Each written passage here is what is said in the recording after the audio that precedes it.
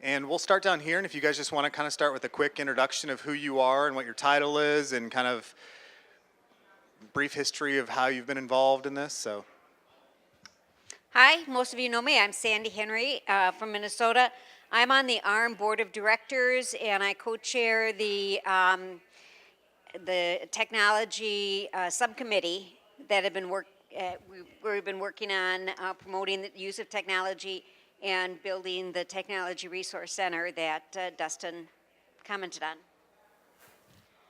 Hi, I'm Lori Horvath with the Ohio Department of Developmental Disabilities, and I'm the Deputy Director of the Medicaid Division. So one of our initiatives is, of course, around technology investment and technology development, and we've been working with the Ohio State University Nysonger Center in that effort, and we also have a technology council comprised of providers, stakeholders, people receiving services, county boards, to help us further that initiative. Hi, good afternoon, everyone. I'm Cathy Robinson.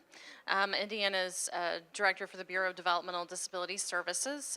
Indiana operates 2 Medicaid waivers for individuals with intellectual disabilities. As Dustin mentioned earlier, we're one of the first states to introduce remote supports, and so we're at the point in the life of our waivers we're looking to modernize those options for individuals, and part of why I'm here today is to learn about some of those innovative ideas and strategies and hopefully take some things back to Indiana. great. Thank you. And Michael, is this one? No, you're dead. Harold? That voice you hear in the background is Harold Sloves with DIDD in Tennessee. Harold, are you there? Can you hear us? My screen is filled with 2 dogs hooking right now, so I can't see you. You're here in spirit, but we can't see you, so. Harold, do you want to go ahead and introduce yourself while we're trying to figure out get the video of you up on the screen here? We have somebody from Cincinnati calling me right now, but I'm going to say it. I'm Harold Sloves with Tennessee's Department of Intellectual and Developmental Disabilities. We're relatively new on the scene related to what we call enabling technology, but we've had the opportunity to learn from a lot of people, including Lori Horvath, who's there, that I can't see, our technology business partners. So we have pursued, I think, the road less traveled. We're not providing these technology options yet in our waiver, but we are laying out a number of projects statewide that we hope will ultimately be incorporated into our waiver. So the appropriate time, I'll share whatever details you'd be interested in. Thank you. All right. Thanks, Harold. Harold's a very handsome guy, so hopefully we get Harold up on the screen here soon. So Harold mentioned waivers, so that's kind of where glad you laughed, Harold. Nobody else did. Waivers, Harold had mentioned waivers, and that's kind of where I wanted to start was, from a state's perspective, what are you funding as far as technology in your waiver? What's available out there for those individuals that are on a waiver program? And I guess we can kind of start there. And I'll just kind of pass the mic to whomever wants to speak next. And Harold, you'll have to jump in when you want to, okay? Sure.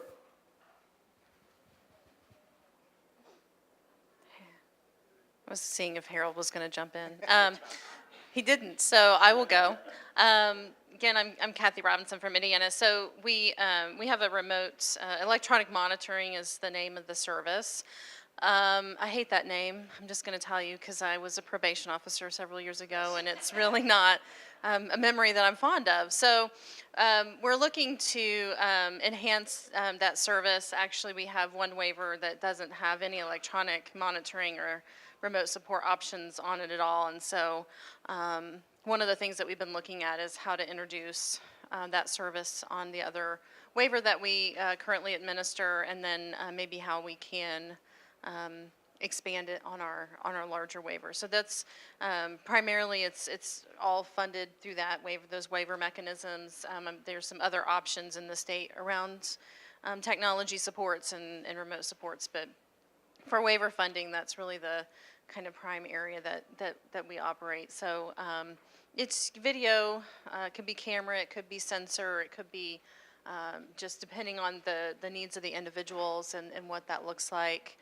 But there's a pretty wide variety, I would say, of different options. I think a lot of people think of that traditional kind of camera view or that household kind of camera option, but there's a lot of other options that don't involve people being on video that people could utilize. So we've seen the sensors get used from the door sensors, window sensors. I think there may be even bed sensors and that sort of thing. So with a pretty consistent success, I think we have a lot of perceptions in Indiana around what that looks like. So that's something else that we're working on. So anybody else want to?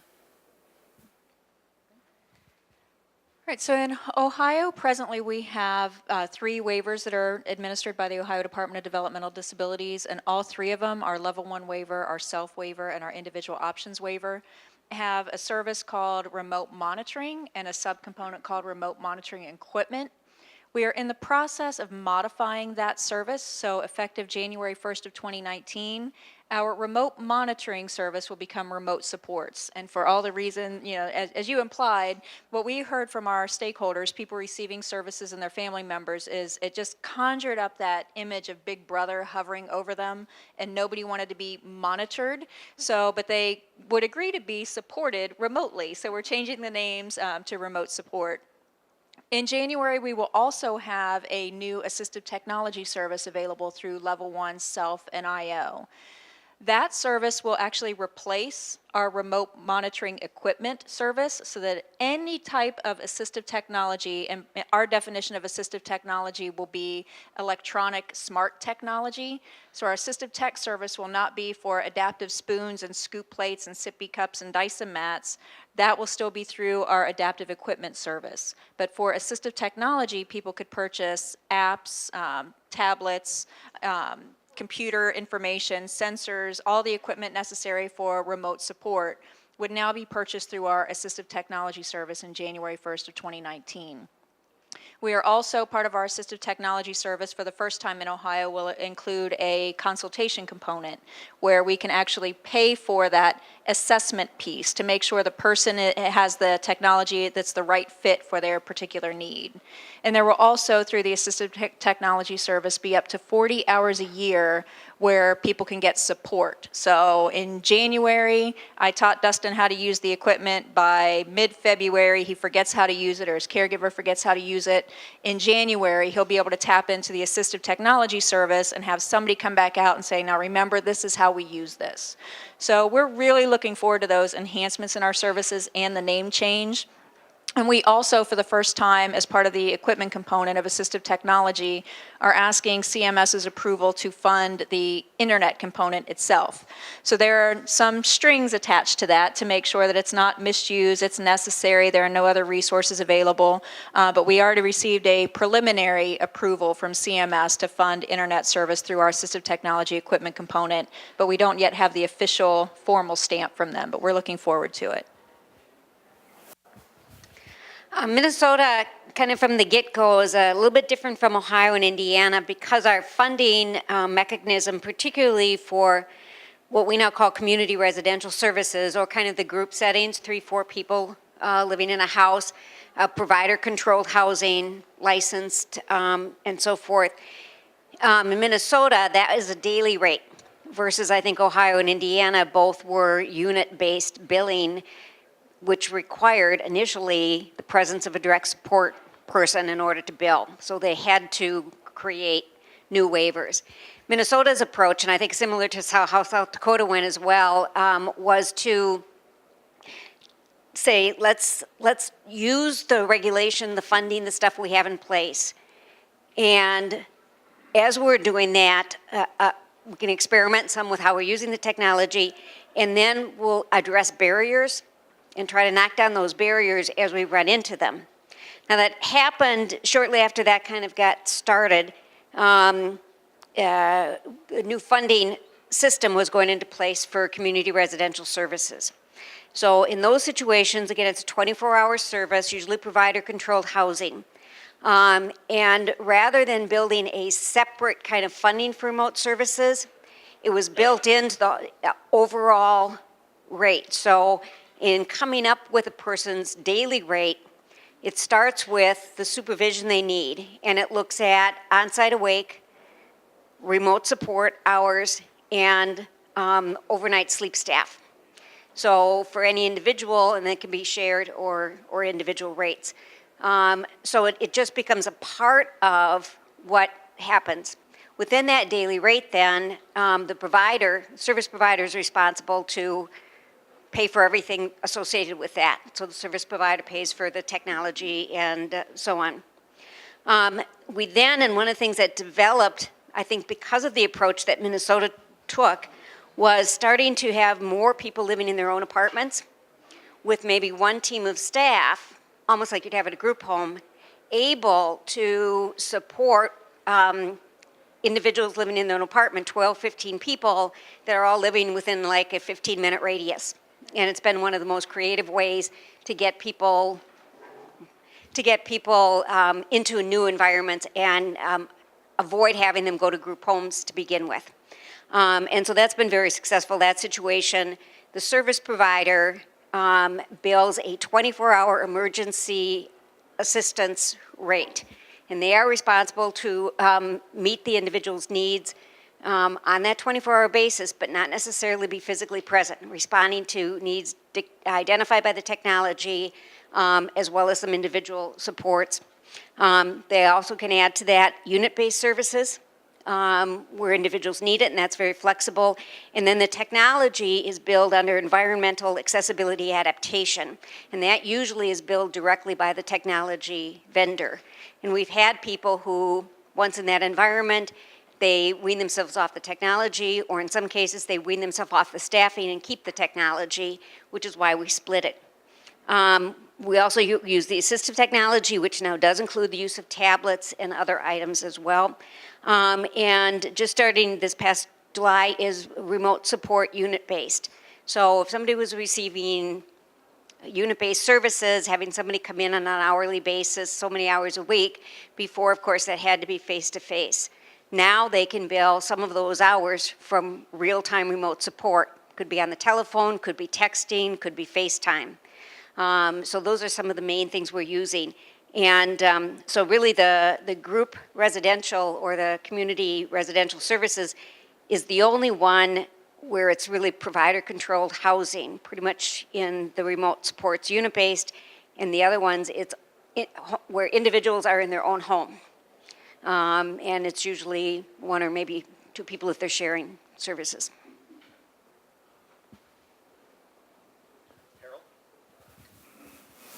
I shall chime in if it's timely. Yeah, I was grabbing another mic that's not on, so it's all you. It's your turn, Harold. Go for it.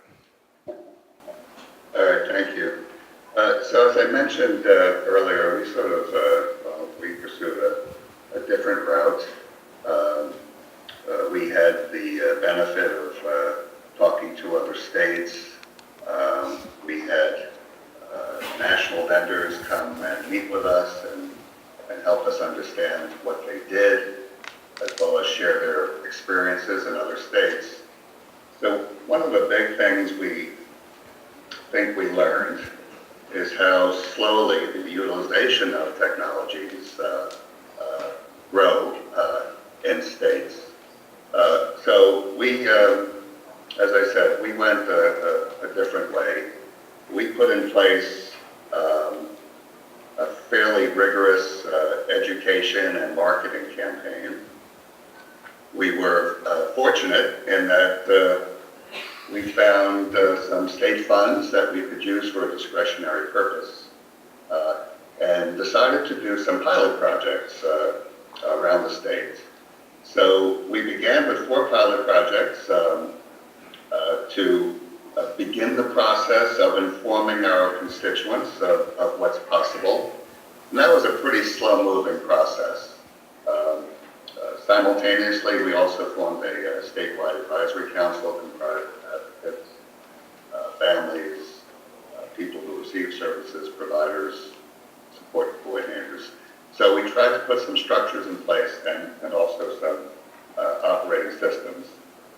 So as we went forward and began to understand some of the dynamics that either promote or impede the use of technologies, we made a fairly significant decision. And it was a decision that really was guided by some luck. Luck in the sense that our governor is really excited about the possibilities of what we call enabling technology. So through the legislature, we received a recurring appropriation of $500,000. And so that really opened the door to things that we could do. One of the first things we started working on were model homes, developing model homes in 2 of our regions as a way to sort of demystify what these technologies are and what they look like, and to give people an opportunity to interact, including families, of course. But secondly, we conceived of what we call transformation projects. Because this is such a emphatically person-centered process, we decided to invite providers to apply to become what we first called Technology First organizations, but we're now rebranding it to Technology Now organizations. So we have 3 providers who have signed on for this transformational process, which we believe is analogous to becoming a person-centered organization, with some expectations in terms of the number of people they'll support with technologies, and these are technologies that are not just based at home, but also mobile platforms. There are some expectations that these providers at a certain point will become mentors to other providers in their regions. And they will also be developing some technology self-advocates. And we see this as an opportunity to create some grassroots demand for technologies. So our goal is that this will become part of our waivers, but right now we have an opportunity to allow these technologies to proliferate in our service delivery system by providers who want to do it and people who want to use these technologies. And so, again, we're at the beginning of the beginning, but we're pretty excited about what lies ahead. Most recently, on an ad hoc basis, we learned of a 70-year-old man living with his 94-year-old mother who was in declining health and he had to leave. And so we were faced with an opportunity to prevent him from having to be displaced and perhaps moving into some sort of shared living arrangement. So that's become a branch of what we're doing. We're looking at developing a crisis intervention protocol for technology. And we were fortunate that we were able to respond in a timely way. And so this fellow is now living at home with the support of enabling technology. So that's sort of an exciting new development for us. Our hope is that by the end of this fiscal year, there may be 70 people statewide using various technologies available. And if that happens, we think that's a win. Thank you. All right, thanks, Harold. Yeah, what you guys are doing down there is amazing, and I've kind of got to experience what all of these states have done, wearing somewhat different hat than what I'm wearing today, but we won't get into that. Harold had kind of hit on their creation of these tech champions and kind of how they've tried to educate the community and kind of get some steam building prior to the implementation of a major waiver change. As a state, those of you here in person as well as Harold, how have you as a state tried to get engagement from the community, being self-advocates, family members, providers, the tech companies that are represented here today? How did you go about getting input from them prior to the implementation of any changes that were necessary in your waiver programs? And then how do you plan, as a state, plan on staying engaged with with that community to kind of get some feedback from them as tech changes, as needs change, and new things hit the market. So what have you done in the past, and what are you doing now? And I'll just hand the mic and you can pass it. I'm like default going to have to go. I will say, only reason I say that, I wasn't here for the first kind of iteration of the introduction of electronic monitoring in Indiana, so I'm just going to make up something. What I will say, I'm not making anything up, sorry. I have a very dry sense of humor for those of you who don't know me.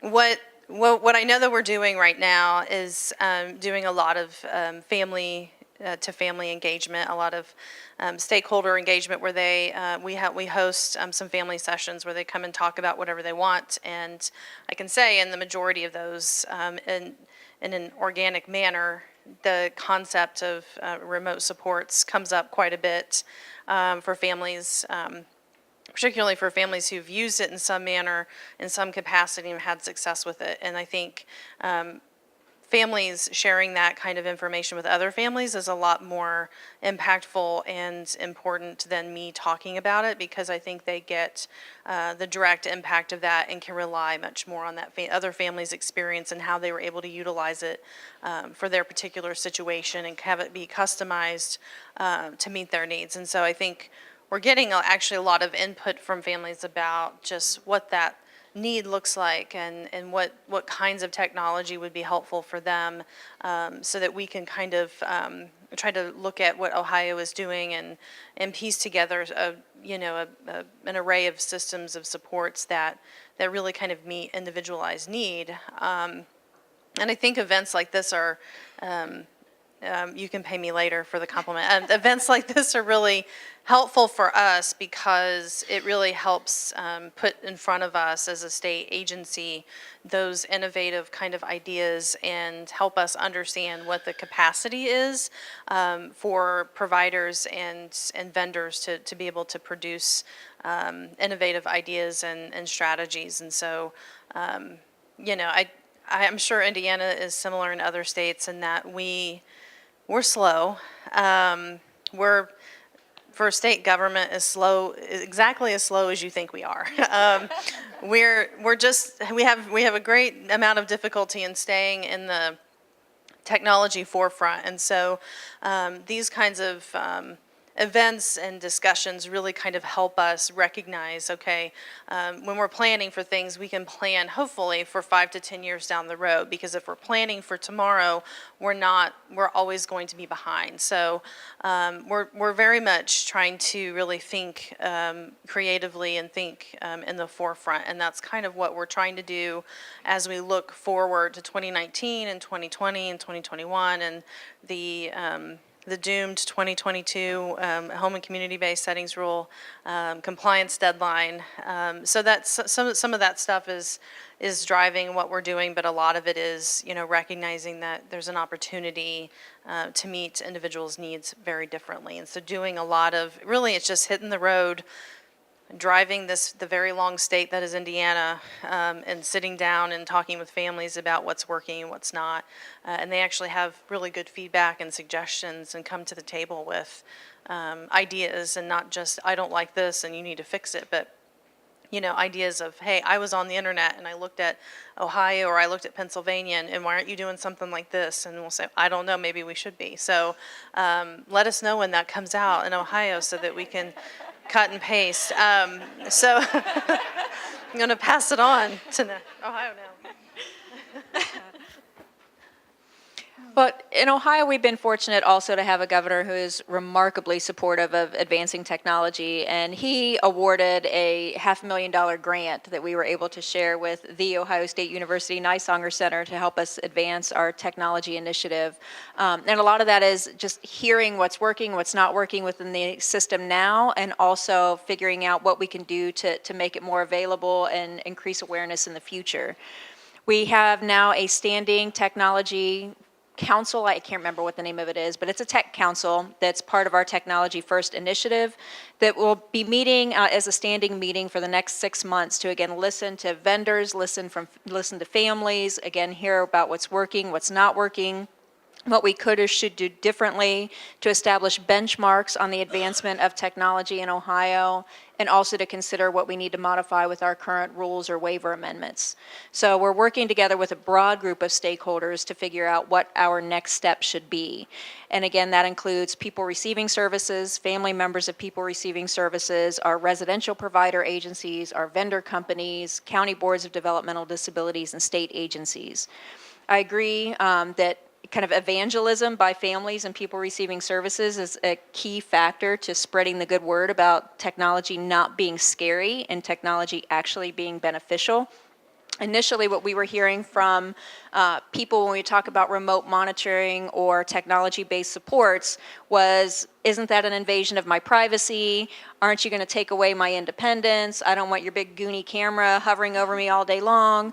But when, again, they can see it and they can understand what the technology is, that it's more than just cameras, and they can hear from people who can tell them, this didn't take away or minimize my independence, it actually enhanced my independence. Instead of having a person hanging out on my couch, sitting in my living room, being in my way, in my apartment or in my home all the time, I control when I need somebody to come and help me, or I can tap into that remote support person and get assistance when I need it. So many people who actually receive the service find it empowering, and it's helpful for them to share that message. We're also very fortunate in Ohio that we have a really good vendor community who helps us spread the good word, and that it's not competitive. I mean, these guys are all looking for the same pool of business, but they're all willing to share information about what one another does, and to go out to counties and talk to provider agencies and talk to people receiving services and attend advocacy communities. So, I mean, they've done a remarkable job in helping us to actually share how technology can support people without being an invasion of privacy or feeling like somebody's losing something. So we'll continue that work, partnering with our vendors and partnering with our technology council to figure out what we do next. Once again, Minnesota's a little different. I think our state took what might be referred to as an approach of benevolent neglect. When you ask about how do we get stakeholders involved, it was actually, in Minnesota, it was stakeholder driven. And we were very fortunate in the Director of Disability Services to have someone who got it immediately, worked closely with the provider community as well as advocates, and was able to be there to kind of run interference when we would call her up and say, Alex, have you heard what they're doing now? And kind of move things through. Minnesota's also a little bit different and a little bit more complicated because we have disability services, not like DODD. And Minnesota's goal is to come up with services that go across all of our disability waivers. So not just with the IDD community, but also with the elderly, with physical disabilities, mental health, so one set of things. And technology is fabulous in terms of how it can adapt that way. But that's what really in those first years, providers, I was a member of the provider, a provider who was really pushing it, wanting to do pilots.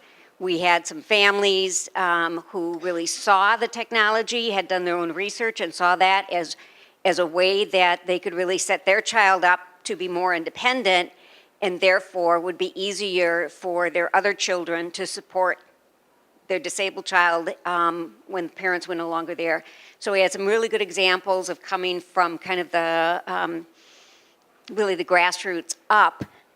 And then working with the state, counties also, the program where people are living in their own homes and staff are able to go to them and provide supervision and support. That was a county who basically said, using technology in the group homes is great, but we want to use the technology to get people out of and keep them out of group homes. And they basically said, here's how we want to do that, engage some providers to really help make that happen. So it was as it got going and counties started doing different things that then, basically the state said, okay, now we need to set down some rules. But by that time, we had 3-4 years of experience in terms of what was working what was not working and what was problematic. And the state was very supportive in terms of pulling that together. We still, reaching the rest of the stakeholders and getting the word out is very difficult. ARRM has been very active in that.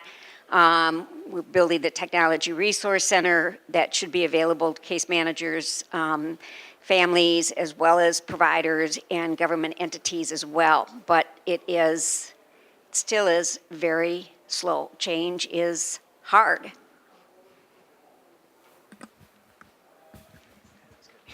Yeah, that was I exact. agree about changes. I was actually getting ready to throw it to you, Harold. Go ahead. Oh, thank you.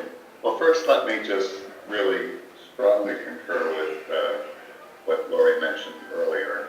Our vendors, and today we have 6, and there are 5 other companies that are sort of in the queue to enter, have been extraordinarily helpful, and it's been a true collaboration. So when we talk about change is slow, we started our first pilot projects with 4 providers in May, and today we're up to 8 participating providers. Fundamentally, our point of view is there has to be provider readiness. You can have a waiver service, but how many providers are really ready to actually pursue those services? One of the other impediments, I think, in terms of doing something new and different, is that it's a very difficult environment for providers in Tennessee for many reasons. Certainly at the top of the list is the workforce crisis. And I've spoken to execs and asked very plainly, why aren't you participating? Why aren't you trying this? And their heads are not above water. They're in survival mode just based on the current dynamics in our system.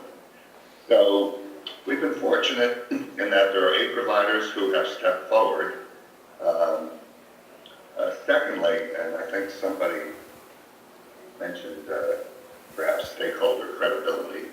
I think one of the things we've come to believe is that the success of these providers and the people that they support through technology is probably going to be the most impactful in terms of other providers taking notice and hopefully being open to mentoring by other providers. We hope that's the way that will further promote demand of these technology options. Thank you. I'm done. Okay. Yeah, I think that the mentorship program that we saw with ARRM and that Tech Champion program that you put together in Tennessee is a really great thing. And one of the things, I was actually doing a presentation out in Colorado about a few weeks ago at the Coleman Institute. And one of the things I was looking at and was talking about was just the technology adoption curve. And it follows a pretty standard bell curve type model where you have the innovators that are the first people that start to utilize technology, and then you have early adopters, and then you have kind of the top of the bell curve. And if you look at the adoption numbers in Ohio as just an example, and I would guarantee you that the other states, Indiana and Minnesota, all follow that same adoption curve. If you look at the numbers in Ohio as an example, it is following that bell curve exactly from 2009 until 2018. And if you put it on a bell curve, what we're seeing, what I saw at least, and this is just my gut, and I'm not by any means, there's no scientific data behind this, but if you look at that, we are just barely past the innovator phase, just barely, into the early adopter phase. So all of you sitting in this room can consider yourselves early adopters, I guess, or innovators.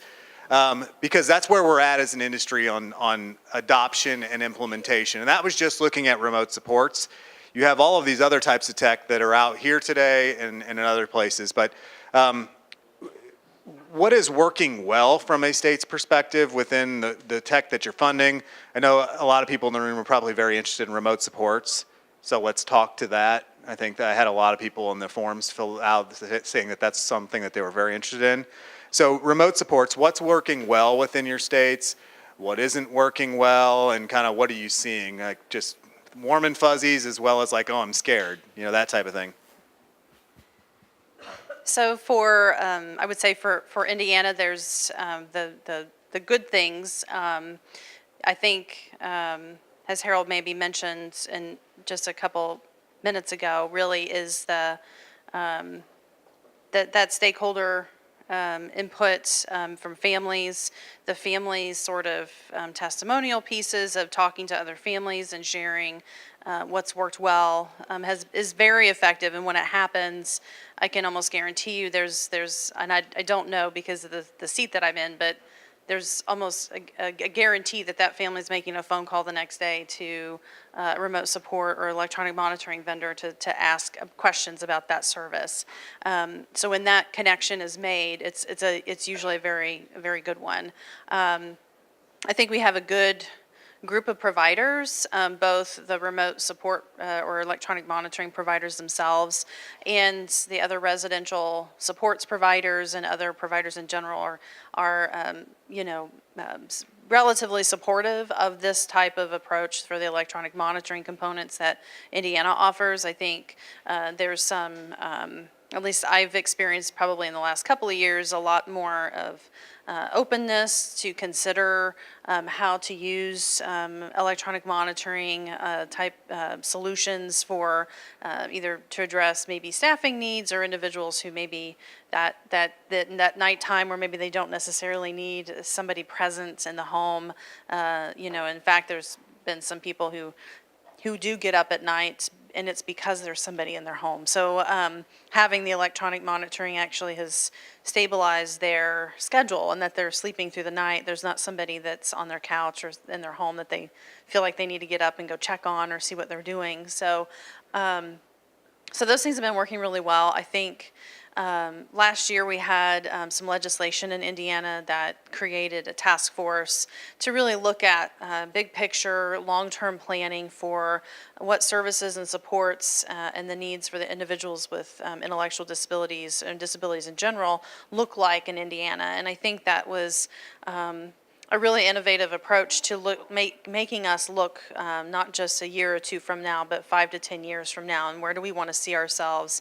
And that really has created a lot of, I think, joint perspective and direction, particularly as around electronic monitoring and remote support options and just technology in general. And I think the recommendations of that task force that was created out of that legislation is going to be released before the end of this calendar year. And so I think there'll be very specific kind of suggestions and recommendations around technology and the utilization of remote supports to not just address the staffing issues and some of the resource pressures that everybody sees, but it really is really a viable option for people who want to be more independent, and the ability for us to support that really is critical. So I think on the positive side, what is most exciting in Ohio right now is the level of enthusiasm around remote support. So people wanting to learn so much more about it, from our county boards of developmental disabilities, our residential providers, people receiving services, family members, and other folks that support people receiving services. There really is, I think, a heightened level of enthusiasm in our state about it right now. A lot of interest, a lot of innovation, a lot of creativity, a lot of information sharing. We, again, part of the NYSONGER project was to award some grants across the state. So we have pockets across the state where they can help kind of evangelize on behalf of technology and what it could do to support people. And we also have our 88 county boards of developmental disabilities who are looking at actual benchmarks and strategic planning to consciously move forward to looking at remote supports and how they could be supportive to people instead of looking at staffing first. My fear, and I think it's a minor fear, is that because of the emphasis on remote supports as an answer or a potential solution to the resource difficulties that people are facing, that it might be a go-to option without it necessarily being person-centered. So we really have to think about the person-centeredness and the assessment component of using remote supports or other forms of technology, and to make sure that's an appropriate match and a good match. And also to make sure that people don't think about remote supports for just those people who don't need much. I mean, I think one of the things that we're stunned by are the people with complex needs who can be successfully supported with remote supports, and we don't want to overlook them either. Boy, I would second that. Well, Lori, Go ahead. sorry, I didn't mean to- No, go ahead, Harold. You sure? Yep. Well, I was just really struck by what Lori just said, because it's really reflected in Tennessee as well, in terms of how critical it is to ensure that the person-centeredness of the process.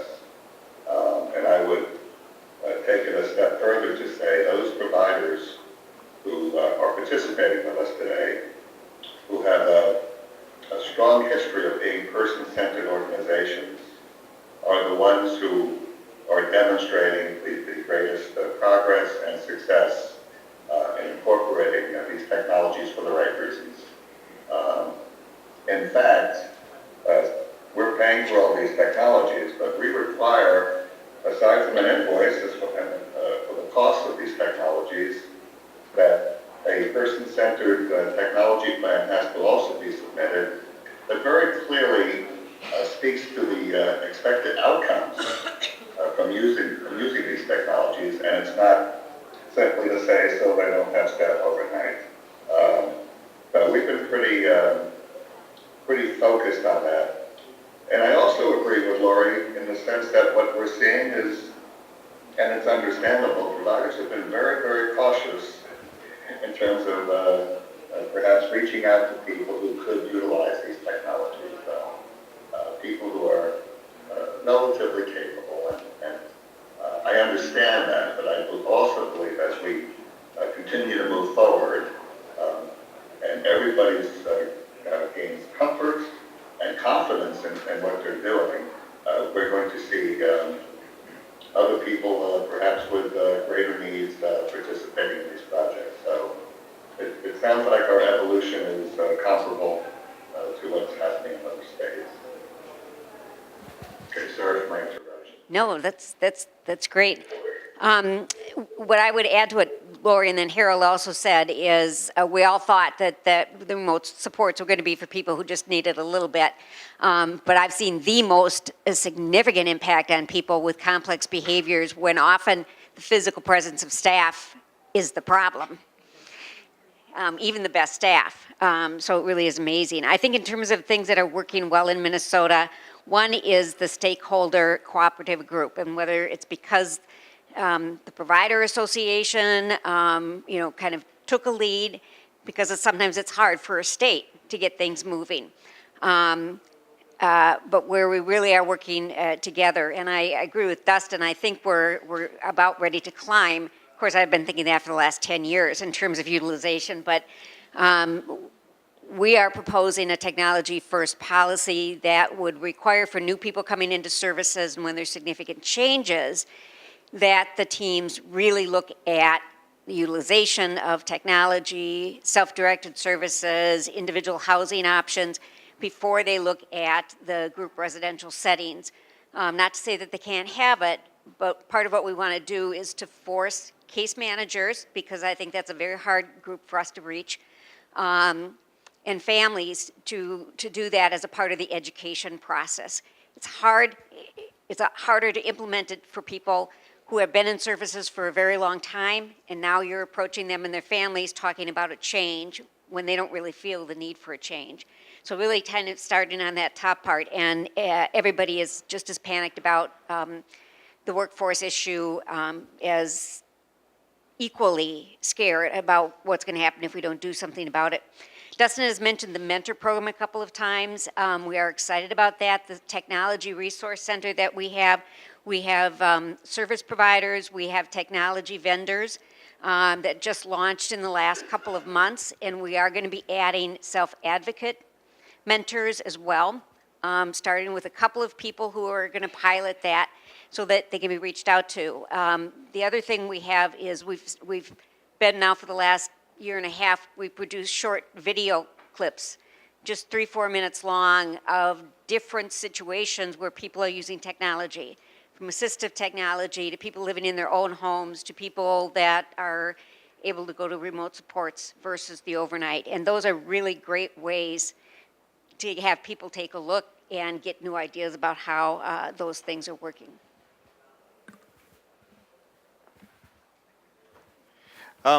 So we are almost, as time flew by here, we got started a little late, but Harold, I'm going to throw it to the three panelists here in the room first, and then Harold, I want you to close with the project you're working on. Are you okay talking about that? Sure. Okay. Any last? Which you mentioned. Okay.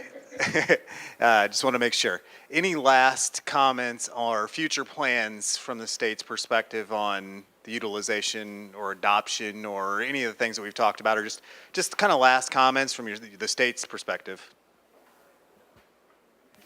Well, thank you, first of all, for having us. This has been really helpful for me and really fun, this whole experience. So, I think Indiana has some short-term and long-term activities going on that will directly impact the remote supports arena.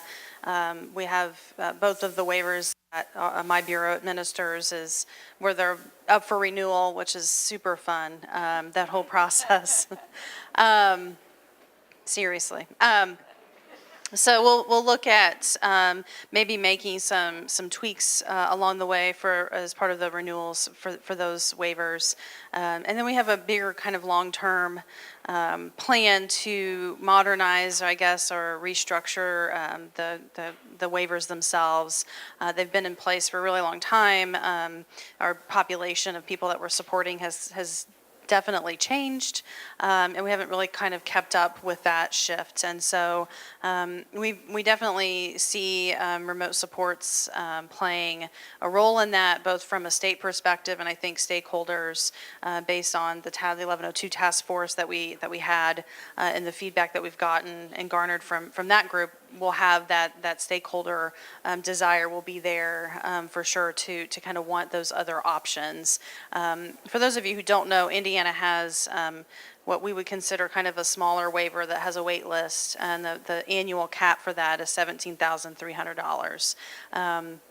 I think there's about 13,000 people on that waiver, but there's about a year-long wait list to get on it.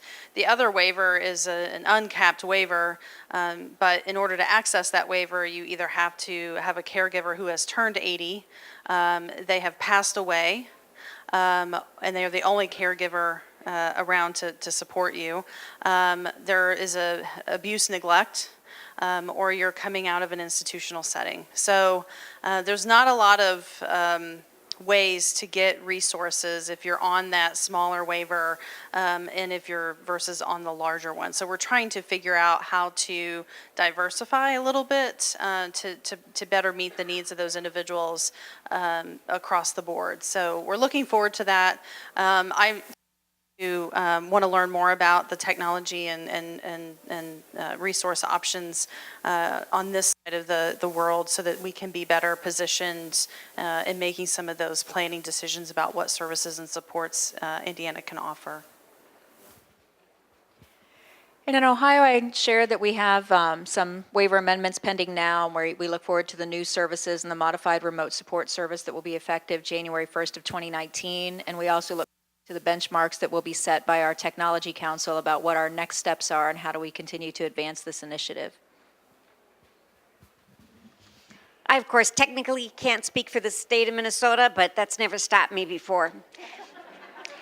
I'm going to say that two fronts. One, I think expanding more technology in the employment area with remote supports, remote job coaching, things like that. At least that's what I'm going to suggest they do.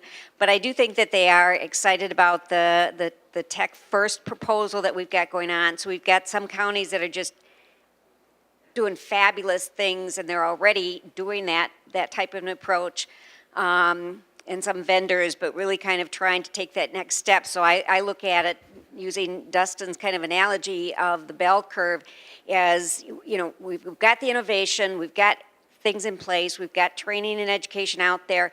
And now it's like this big rock on top of a hill. And hopefully something like a technology first policy that will be enough to just kind of loosen it enough to start rolling downhill. And will require more stakeholders to really seriously have to take a look at that.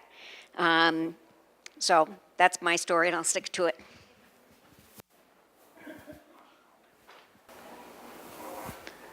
Dustin, also, thank you for doing this. Today, for me, was inspiring in the sense that it confirms what we're trying to do with some of our outreach to other states, and I'm guessing this is the project that you were referring to. Oh yeah, this is exciting. I'm hopeful that this consortium is going to further that movement as we begin to collaborate. So anyway, very exciting, and as I said, I'm more enthusiastic about it now than I was earlier today, and I was pretty psyched about it. Yeah, so that, Anyway, thank you, Dustin. no. I think that is really good because from a vendor perspective, having been in this field, we knocked on Ohio's door in 2008 talking about remote supports. It's 2018. That is how long this takes right now. And these types of things, this consortium, these folks up here and us, Disability Cocoon, we're all working to shorten that bell curve window so that adoption and utilization and lives are changed a lot faster than, you know, we're trying to grease the wheels on the governmental as well as the funding side as well as the education side. So thank you all for joining us. I know some of you made long trips in from all over the country. And I hope that this session, for those of you that are listening remotely, will help other states in learning from the examples of these states that are kind of leading in this space to bring some of this stuff to your states. So that was kind of the goal of this. I just wanted to let everybody that was here local to see these experts and their experience, but also so that these other states can learn from it. So Harold, thank you for getting through the AV issues, and thank you all. We'll move on to our next session. Thanks again. Yeah.